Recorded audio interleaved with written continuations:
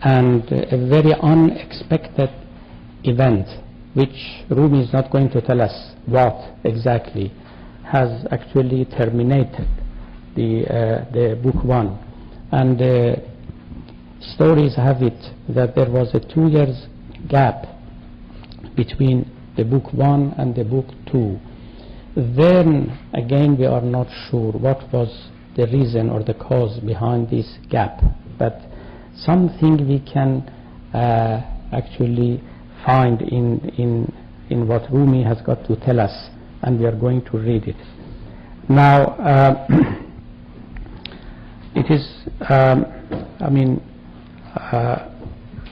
at the what is it, this 3990, yes, the verse 3990, you will see, "Oh alas, 2 mouthfuls were eaten, and thereby the ferment of thought was frozen up." Now we are not sure what was 2 mouthfuls and what really happened to Rumi, but what he tells us is something had happened to him, and that must be a kind of material, I don't know, some sort of lust, some sort of inappropriate action that he might have done, something which was not appropriate for a Sufi to do, eating too much, I don't know, something. So what he says actually is 2 mouthfuls were eaten, and thereby the ferment of thought was frozen up. So he was not able anymore to continue with performing the Masnavi. Now, see his reaction to this. First of all, actually he admits this, and what he tells us is that the inspiration now is frozen up, is no longer coming to him. So he is without any aid, and so things remain frozen in his mind or in his heart. So his reaction is important. Next page 217, you will see it has become mixed with earth, means the water that comes up from the well. It has become mixed with the earth and dry and flesh cutting. Abstain now from the herbage, O camel. The words are coming forth very earth soiled. The water has become turbid. Stop up the mouth of the well, that God may again make it pure and sweet, that he who made it turbid may likewise make it pure. Patience brings the object of desire, not haste. Have patience, and God knows best what is right. So he had patience. So he just waited. He didn't do anything. He didn't push himself or force himself in order to produce more poems after poems. He didn't do that, because producing these poems, as I said, was not in a sense voluntary to him. He just poured out what came to his heart, what came to his mind. He didn't try perhaps to even to take care of the rhymes and the rhythms and things of the poems, because in one place he says that I am thinking of rhymes, but my beloved tells me, think only of me, don't think of the rhymes. So that was what actually went on in his heart, in his soul.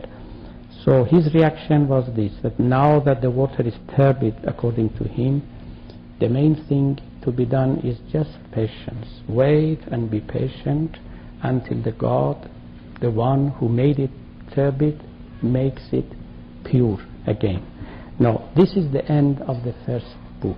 So the lapse between the two, as I said, was 2 years. The stories tell us that it was because of the death of the wife of Husamuddin, who was the main addressee of the book. So that may have happened. I mean, there is nothing wrong with that, but it is very, very impossible, very improbable, that very unlikely that Rumi had stopped actually writing poems or performing his Masnavi because of the death of the wife of Husamuddin. Some other things must have happened, And that some other thing is clear from what he said, 2 mouthfuls of something he had eaten that had frozen up the well of the inspiration in his soul. So he had to be patient until the inspiration resumes and comes to him again. And so after 2 years, now he was ready to start again.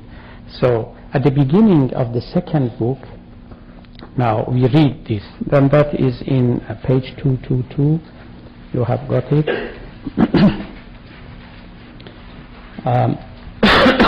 They are not in a good order, so you have just go through all pages in order to find 222. Okay, you've got it all. Now this is the beginning page of the second book, of the book 2 of Masnavi. In the name of God, the merciful, the compassionate.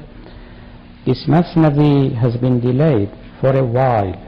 An interval was needed in order that the blood might turn to milk. Blood does not become sweet milk until thy fortune gives birth to a new baby. Hearken well to my words. Okay, you see what he says here. Let me read you the Persian.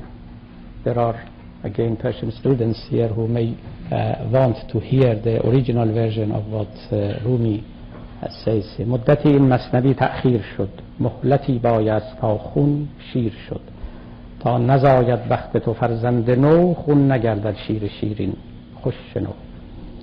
Now what he tells us about the blood and the milk and how the blood turns into milk.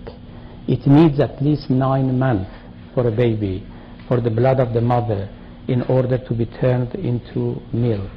Therefore, according to Rumi, so the well of the milk, so to speak, had dried up.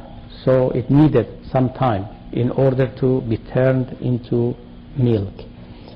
I used the expression that Husamuddin, his main disciple, who was the main addressee of the Masnavi and who was actually a replacement of Shams to Rumi, I used the expression that he milked Rumi, and without him there would have been no Masnavi at all.